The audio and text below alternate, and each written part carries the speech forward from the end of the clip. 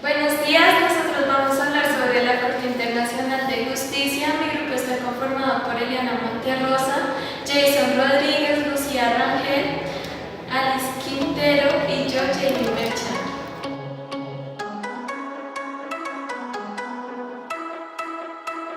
La Corte Permanente de Justicia, también llamado Tribunal Permanente de Justicia, fue creada en 1921 y tuvo su disolución en 1946 tras el fallo de la Sociedad de las Naciones y tras el fin de la Segunda Guerra Mundial. Este era un órgano de justicia internacional en el marco de la Sociedad de las Naciones y tenía su lugar en Ghana. La creación de la Corte fue la culminación de un largo proceso en el que se desarrollaron gradualmente los métodos para el arreglo pacífico de controversia. La idea de encomendar este tipo de arreglos a una autoridad imparcial se remonta en la antigüedad con el Tratado de Ye de 1794, que se dio entre Estados Unidos y Gran Bretaña. En este se estipula la creación de comisiones mixtas compuestas de nacionales iguales de cada país para arreglar varias cuestiones pendientes. La Corte Internacional de Justicia es el órgano principal judicial de la ONU. Se establece por la Carta firmada el 26 de junio de 1945 en San Francisco. Tiene como objetivo de lograr por medios pacíficos y de conformidad con los principios de la justicia y el derecho internacional, el ajuste o arreglo de controversias o situaciones internacionales susceptibles a quebrantamientos de la paz. Comenzó su labor en 1946 cuando reemplazó la Corte Permanente Internacional de Justicia. La sede de esta se encuentra en el Palacio de la Paz en La Haya. De los 6 principales, es el único que no tiene su sede en Nueva York. La Corte Internacional de Justicia es el órgano jurídico, normativo y principal de la Organización de Naciones Unidas. Este tiene la función de resolver controversias jurídicas entre los estados y se encarga principalmente de 2 funciones. La misión es el arreglo conforme del derecho internacional entre arreglar controversias entre los estados, y la emisión son los juicios o dictámenes de cuestiones jurídicas que tengan los órganos o organismos del sistema de Naciones Unidas. Cuando acudí a las disputas, cuando dos estados están en disputas entre una isla o espacios marítimos, cuando un estado alega que otro estado ha rompido una regla del derecho internacional o cuando la ONU le pide una opinión sobre asuntos jurídicos. 3. Funcionamiento de la Corte. La Corte tiene 2 misiones. La primera es resolver controversias jurídicas entre estados. Esto lo podemos conocer como procedimiento contencioso. Y la segunda es emitir dictámenes consultivos de opiniones jurídicas que le sometan los órganos y organismos de las Naciones Unidas, que también lo podemos conocer como procedimiento consultivo. Proceso contencioso. Solo los estados pueden hacer parte del proceso contencioso, específicamente estados que sean parte de las Naciones Unidas o que hayan aceptado el estatuto de la Corte o su jurisdicción. Para que la Corte pueda tener competencia en el caso de controversia entre estados, estos deben aceptar su jurisdicción de alguna de las siguientes maneras. Primero, por un acuerdo. Se acuerda entre los estados para someter su controversia a la Corte. Segundo, por una cláusula jurisdiccional que fue pactada en el momento en que se hizo el tratado, que si los estados entraban en controversia someterían su caso ante la Corte. Y tercero, porque cada estado acepta la jurisdicción de la Corte por efecto directo de esta, es decir, que por su estatuto la Corte accede a la jurisdicción de un estado obligatoriamente en caso de controversias, aunque hay países que mantienen sus reservas ante determinadas controversias. ¿Cómo solicitar un proceso contencioso? Para solicitar un proceso contencioso hay 2 maneras. La primera es mediante la notificación de un acuerdo especial, es en el que 2 estados se ponen de acuerdo para crear un documento que será entregado por cualquier parte para iniciar el proceso. La segunda es mediante una solicitud, esta es de naturaleza unilateral en el que el estado presentará una demanda contra otro estado. Cualquiera de estos 2 documentos, ya sea de naturaleza bilateral o unilateral, serán presentadas ante el Secretario General con el objeto de la controversia a través de los ministros de Asuntos Exteriores de los estados. el secretario dará a conocer a la otra parte la demanda que se está presentando para iniciar el proceso. Representantes de Estado. Los estados no tendrán representantes permanentes en la Corte. Ya cuando están en el proceso, ellos contarán con la representación de un agente quien estará comunicándose con el secretario general. Este agente cumplirá la función y tendrá los mismos derechos de un abogado nacional. Presentará los alegatos en nombre del Estado que representa y este representante tendrá el poder de comprometer a un Estado soberano. El proceso contencioso consta de dos fases. La primera es una escrita en la cual las partes en controversia podrán presentar sus argumentos, pruebas y conclusiones. Estos documentos tendrán copia que será enviada a cada parte por medio de notificaciones escritas del secretario. La fase oral consta de una serie de litigios en los que los agentes podrán presentar sus alegatos.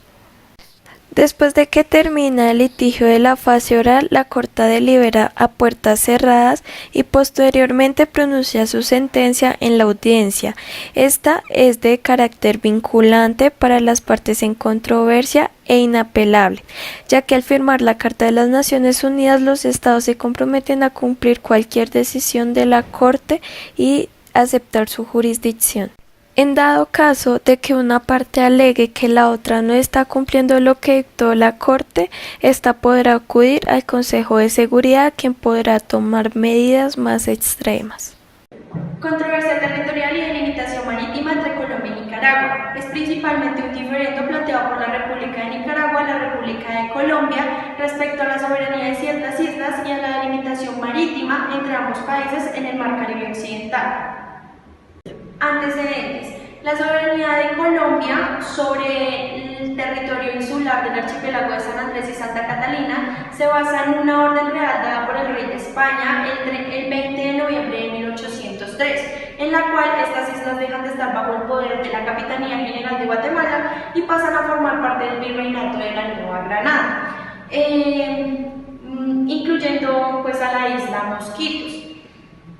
La Capitanía General de Guatemala era una entidad territorial comandada por el Imperio Español en su periodo de conquista americana. En el año de 1806, la famosa isla Mosquitos es restituida nuevamente a la Capitanía General de Guatemala en una orden real el 13 de noviembre de 1806 y es enviada al Capitán General de Guatemala. En 1822, tanto Providencia en junio 23 como San Andrés, julio 21, se integran al territorio de la Nueva Colombia y empiezan a ser parte del sexto cantón de las provincias de Cartagena. El 25 de marzo de 1825 se va a firmar el Tratado de Unión, Liga y Confederación Perpetua entre la República Federal de Guatemala y Colombia, en donde principalmente pues se van a determinar los límites entre ambas naciones que serían los existentes hasta este momento. Bueno, este tratado invoca el principio de uti. Este tratado invoca el principio de uti possidetis iure, que es un principio legal de acción. En el derecho privado se puede poner como ejemplo el dominio que ejerce una persona sobre un inmueble u objeto que es de su propiedad. Hoy en el derecho internacional público es el dominio que ejerce un país sobre un territorio que histórica y geográficamente le pertenece.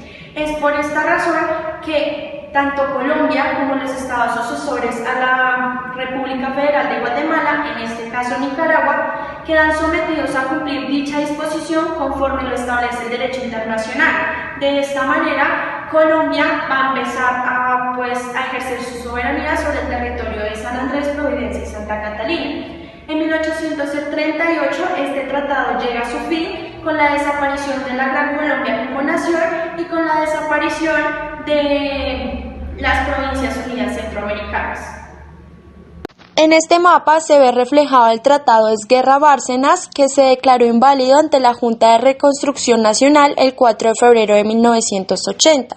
De acuerdo con Colombia, los territorios en disputa históricamente le habían pertenecido y además sostuvo que se había firmado el tratado, pero que este no había fijado los límites marítimos entre Colombia y Nicaragua, a lo que Nicaragua argumenta que en este momento se encontraba comprometida con Estados Unidos y también señaló que en esa época no había surgido el derecho del mar y que por eso se violaban los derechos de exclusividad marítima. En 1977 se da el Tratado Fernández-Facio y en este tratado Colombia establece una alianza junto con Costa Rica en donde Colombia logra el reconocimiento del Meridiano 82 y el 6 de agosto de 1986 el Tratado Ramírez-López, este tratado Colombia le reconoce a Honduras su pretensión de establecer una frontera en Nicaragua y Honduras le reconoce a Colombia las aguas del este.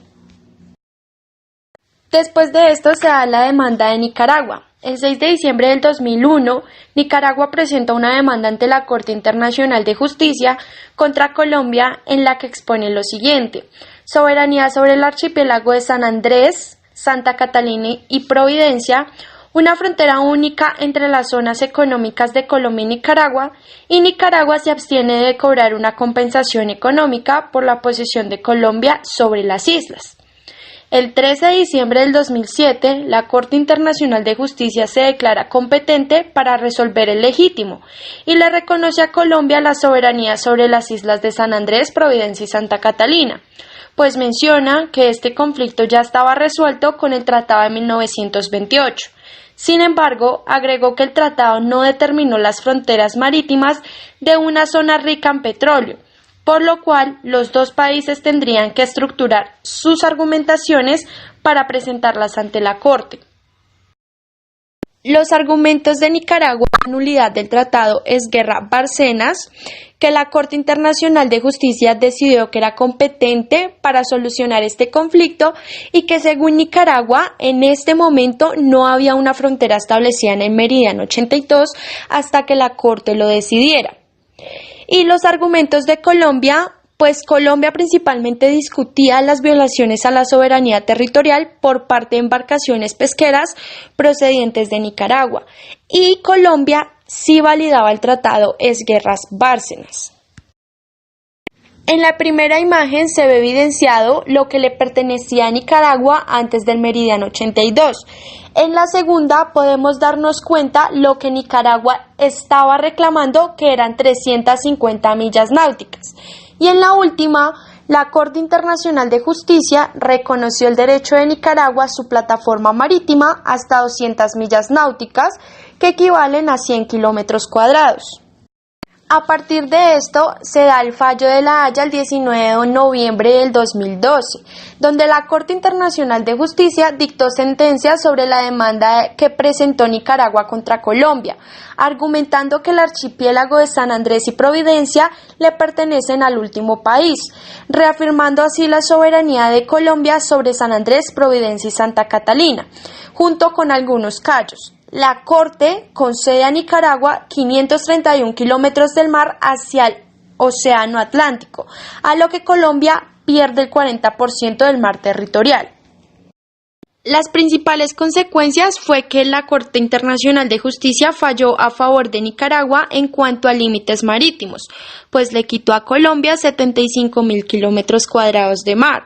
En segundo lugar, la situación de tensión para la soberanía colombiana y asimismo para los pescadores colombianos que hacen sus actividades pesqueras en esta zona. Procedimiento consultivo.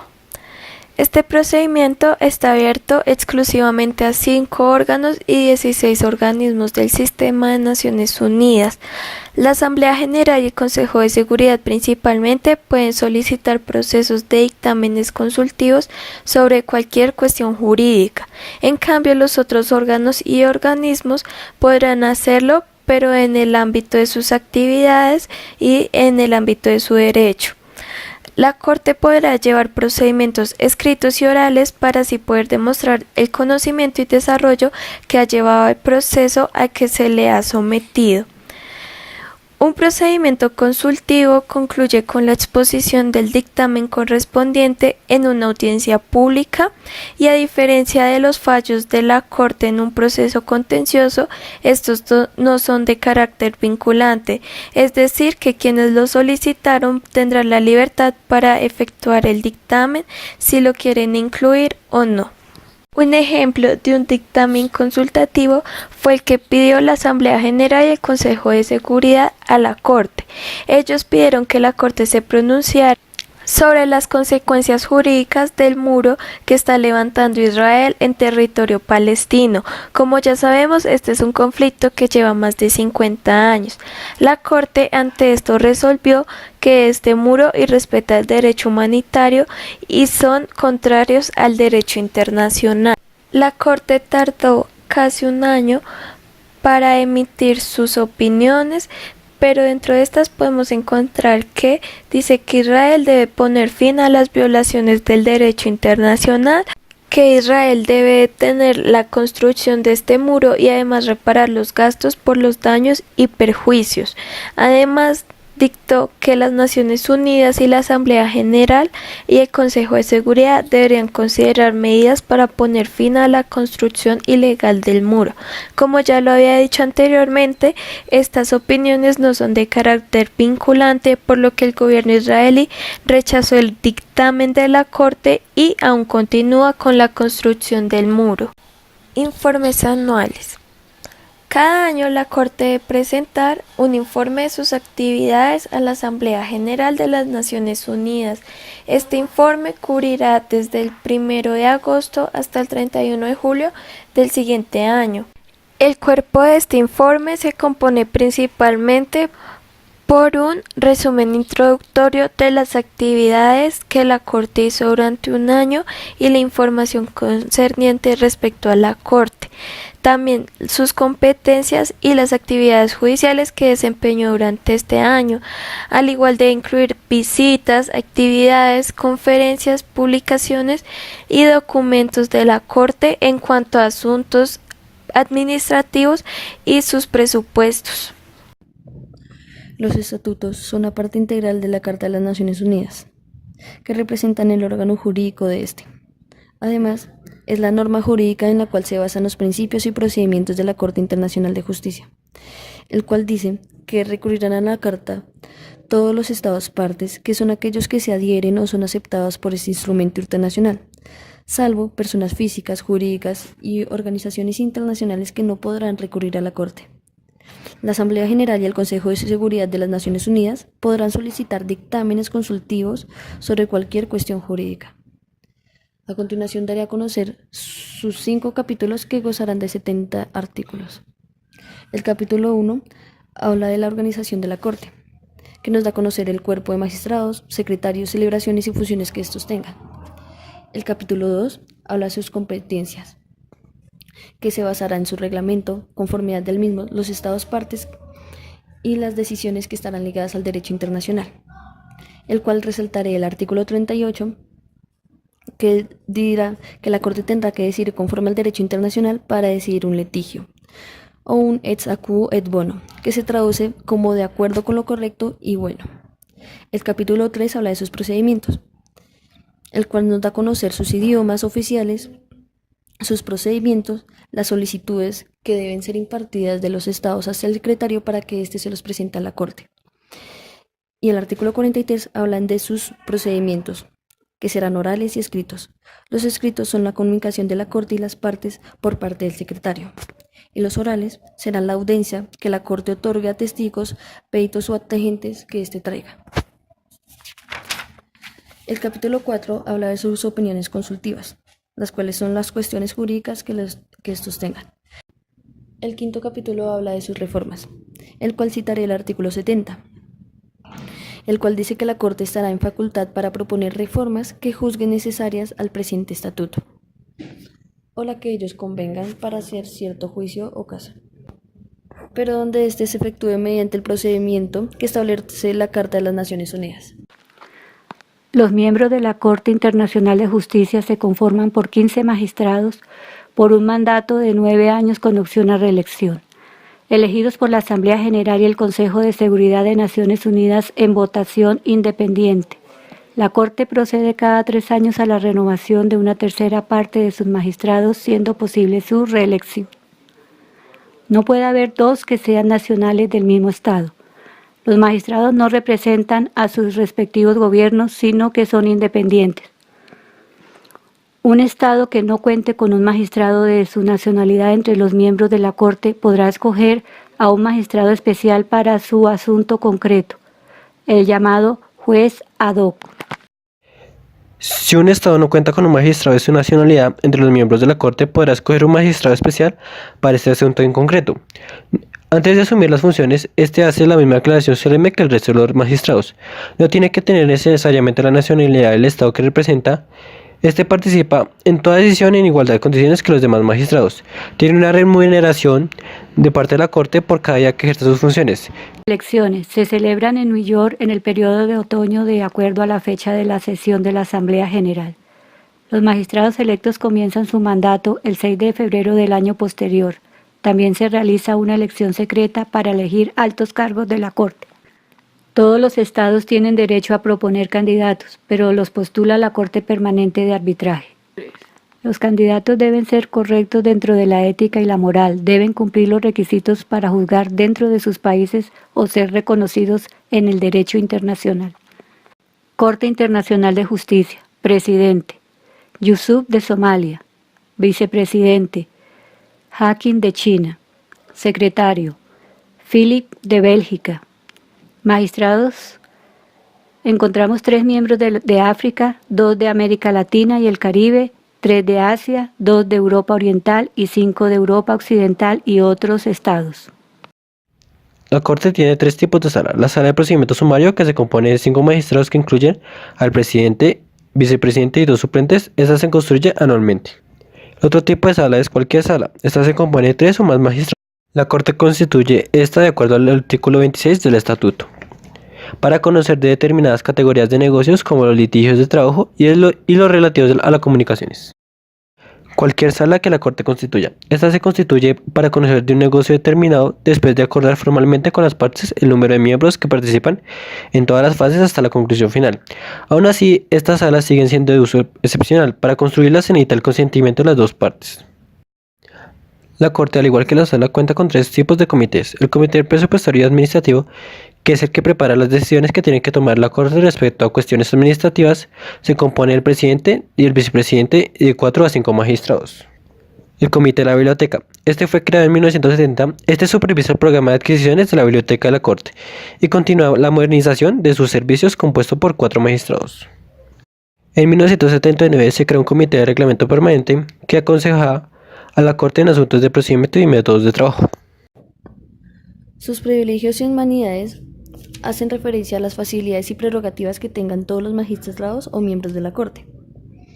Uno de ellos es que los magistrados, al salir del país en objetivo a la continuidad del ejercicio o funcionamiento permanente de la Corte, tendrán privilegios y humanidades en otros países, donde en el curso de sus viajes hagan el ejercicio de sus funciones y tengan mayores facilidades para salir y entrar de un país a otro. También se le dará la posibilidad de un Leistposten, que es la libertad económica, y sus sueldos y beneficios estarán libres de todo impuesto. También poseen privilegios comparables a los de los jefes de misiones diplomáticas. Gozan también de un salario anual de $166.596 y su pensión es el 50% de su sueldo después de que hayan cumplido sus 9 años en el cargo.